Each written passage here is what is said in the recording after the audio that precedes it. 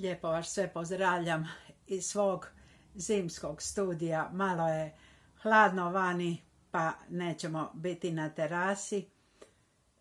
Evo, ja više do sada videa o ljubavi, o emocionalnom punjenju, pa možda još da malo zaokružimo tu temu, tako da kažemo: ko nas ne voli, a pravi se da nas voli?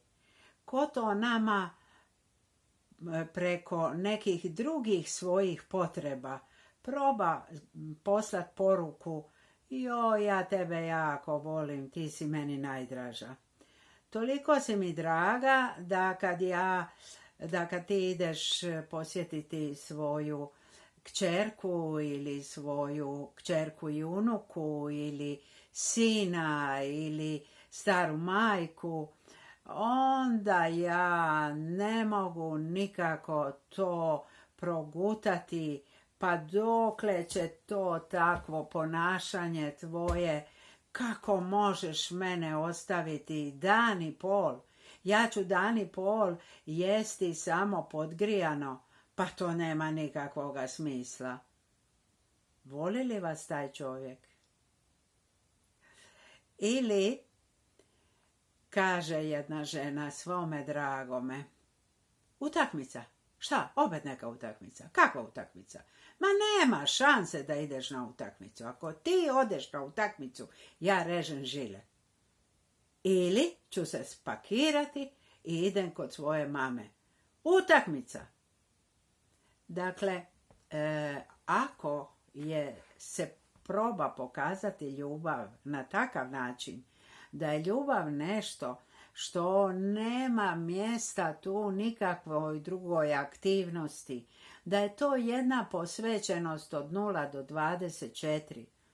Pa to se nekad reklo davno, kad bi se htjelo objasniti šta se događa između dvoje ljudi. Onda bi se reklo: prvo je on u Dalmaciji, prvo je on ušao njoj u kuću, pa je onda ona njemu ušla u kuću, pa je onda on nju skinija s posla. Ako vas je neko skinuo s posla i rekao: ne moraš ti radit, tebi će ići staž i plaća, ti ćeš sve imat, tebi će biti ok, ti samo doma ako budeš htjela nešto napraviti. A šta je to samo doma ako budeš htjela nešto napraviti? To je ispeglano, to je uštirkano, to je toplo, to je baš ona vrsta hrane, to je kupljeno eko i tako dalje. Dakle, ne moraš ništa, osim što moraš 24 sata usisavati, brisati, peglati, kuhati, pripremati baš ona jela, da pokažeš kako si bar mrvicu zahvalna za to što ti je čovjek dao posao, plaću, a ne moraš ni raditi.